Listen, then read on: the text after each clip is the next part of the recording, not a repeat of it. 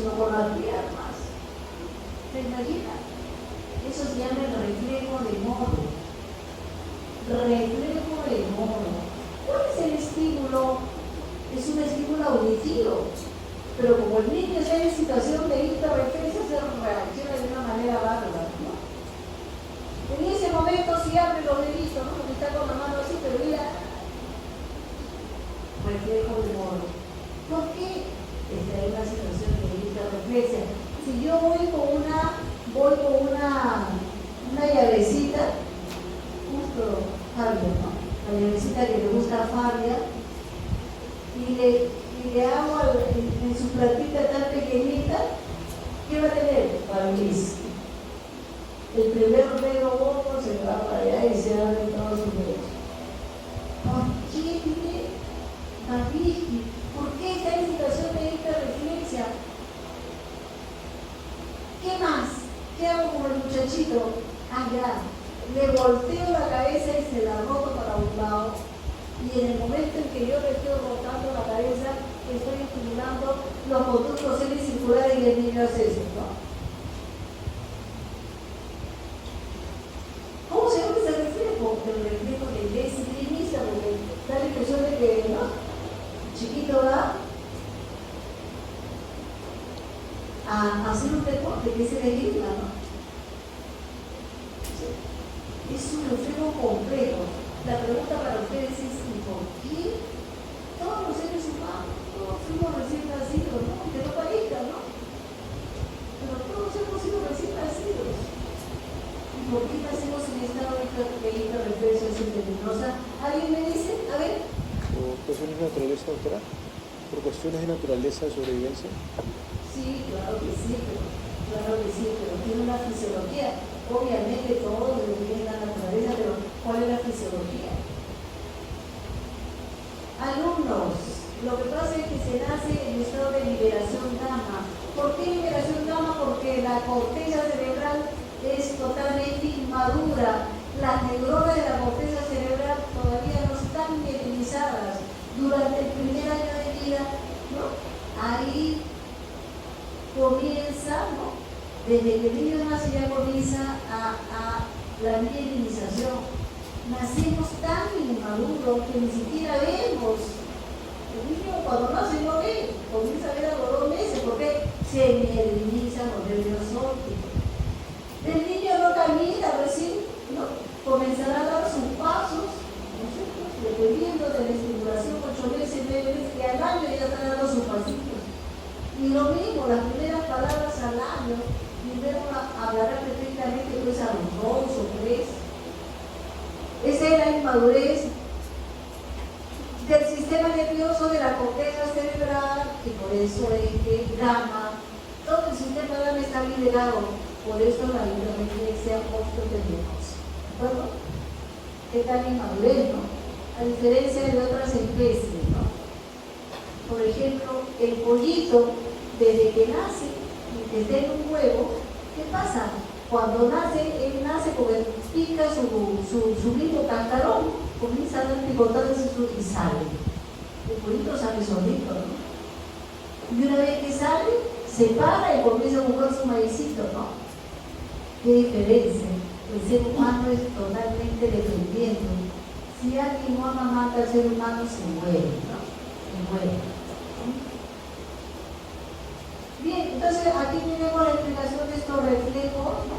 Este reflejo de la reacción positiva lo hacemos también con los recién nacidos, ¿no?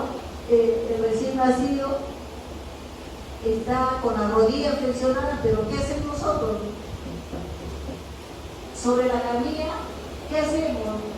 Con la planta de los pies, ¿no? Hacemos eso con la platita de los pies sobre la camilla y el niñito se para y se endereza totalmente. Eso es un reflejo de enderezamiento. O también a este reflejo se llama reflejo de reacción de soporte positivo. Simplemente es un reflejo de estación del pie, de enderezamiento, como le quieran llamar. Y el reflejo de Bielinista ya había explicado, es el reflejo tónico del cuerpo, ¿no? Bien, preguntas hasta aquí. no he entendido cómo funciona la vía piramidal, le explicamos, ¿no? Cómo la lesión de la vía piramidal junto con la extrapiramidal, cómo puede producir hiperreflexia, cómo produce hipertonía o espasticidad, ¿no?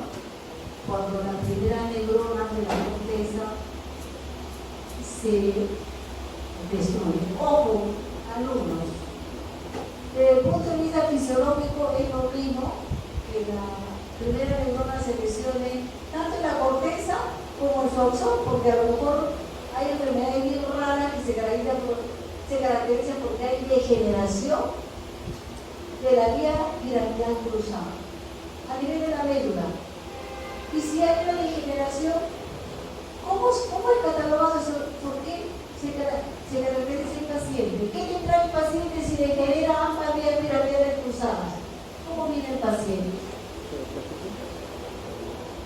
Paraplegia o hiperreflexia, el paciente, como generalmente son las vías piramidales que comienzan desde la parte muy inferior a nivel dorso lumbar, el paciente viene en estado de hiperreflexia luminosa de los miembros inferiores. ¿No? El paciente camina muy mal, es una marcha de tipo, ¿no? Es clarísima, viene arrastrando el pie, una marcha espástica, le decimos. Cuando vemos al paciente que está caminando de manera espástica, le hacemos los reflejos y encontramos valvis bilateral, lesión probablemente de médula espinal, ¿no? De los haces piramidales, ¿no? A nivel de médula espinal. Lesión de cordones laterales, ¿no? Cordones laterales, ¿por qué? Que los cordones laterales están la vía piramidal y la extrapiramidal.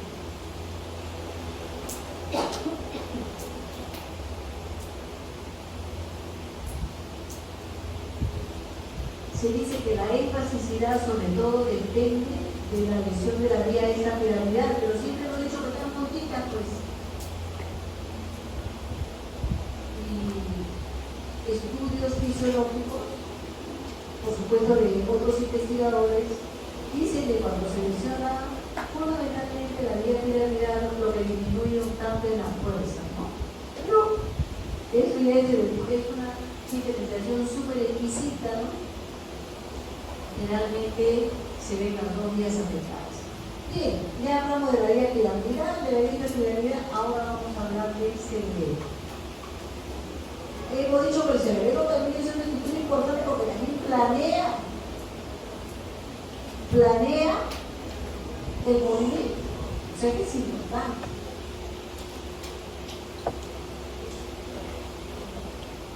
Simplemente para hacerles recordar estas láminas, acá tenemos la parte más moderna del cerebelo, acá está lo que se llama el neocerebelo, y esta es la parte que habíamos dicho que planea el movimiento, la planea, mientras que la parte central, toda esta parte central, es la que ejecuta el movimiento, ¿de acuerdo? Y eso es lo que me interesa en fisiología, porque resulta que esto ya no es tanto por la anatomía, ¿no? Los neurotransmisores. Observen la distribución de esos neurotransmisores. Miren acá hay dos tipos de células, unas que son redonditas, acá, y otras que son tipo helado, un cono de helado invertido, ¿no? Es cuando ustedes se comen, ¿no? Un cono de helado invertido. ¿De acuerdo? Estas son las